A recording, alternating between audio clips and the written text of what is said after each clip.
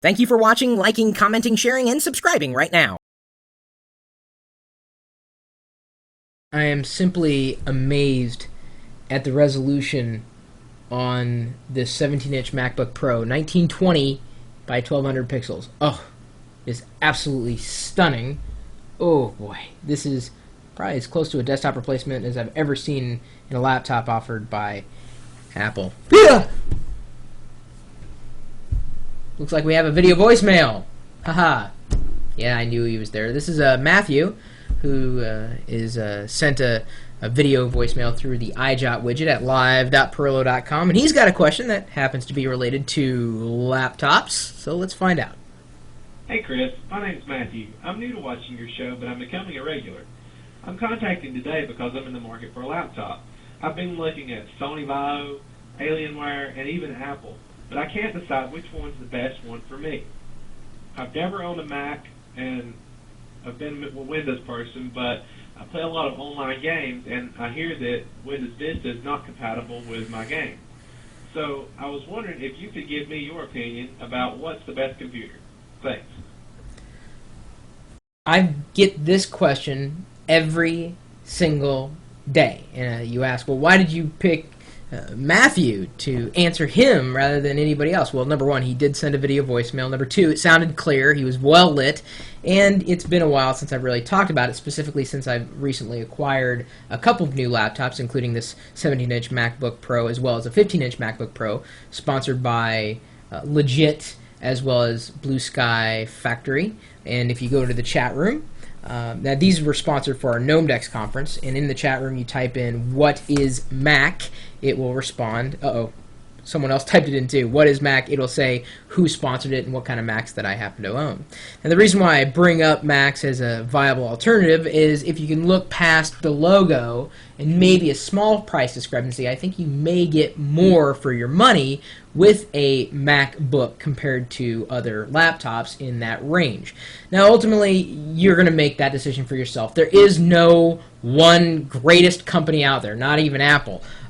Everybody's going to be different. Everybody is going to want something different out of the laptop. For me, I enjoy the screen resolution. I enjoy the power. Ponzi, on the other hand, she enjoys having smaller things. So she is just as happy with her old ThinkPad.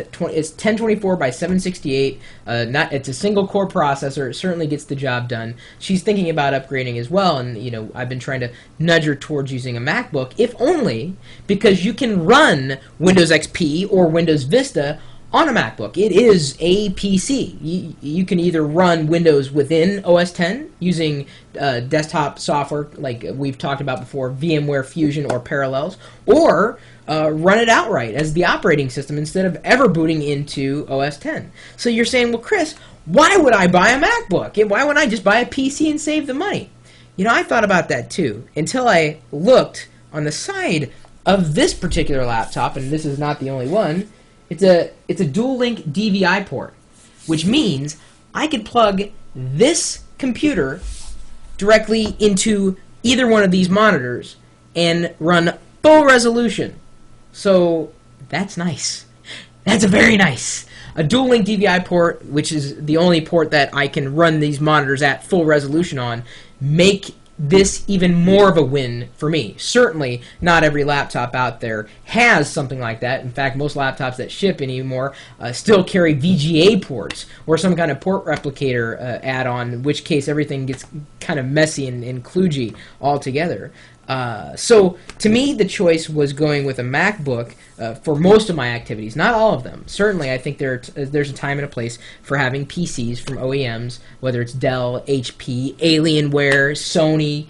Sony tends to skew on the smaller side. They do have larger laptops as well, but Ponzi's been attracted to Sony because of the product's size, not necessarily because of the brand. So again, for her, size matters. Oh God, that's finally sinking into me. Of course, anyway, so what you want may be different from what someone else wants. If you're into gaming, well, just make sure you've got a good gaming PC. Make sure it's got a good video card in there. Make sure it's got a fast enough hard drive. That could be available in a Mac or it could be available in a PC. Make sure you've got the screen resolution that you want. Make sure you've got all the add-ons that you want.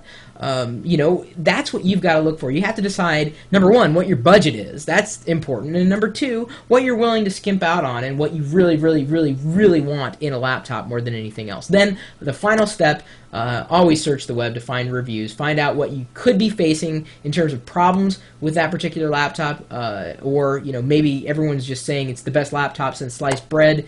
I don't think I would consider sliced bread as a laptop at this point, but anyway, I think you get what I'm saying. There is no right answer, and I'm just going to say that outright. Even though this was for me, something else may be for you. I hope to be getting a hold of a DV9000 from HP within the next few weeks to take a look at it, to carry around as a PC on the go if I happen to need it. And certainly that has different options on hardware compared to other laptops, specifically in that same price range. But that's what makes this all fun.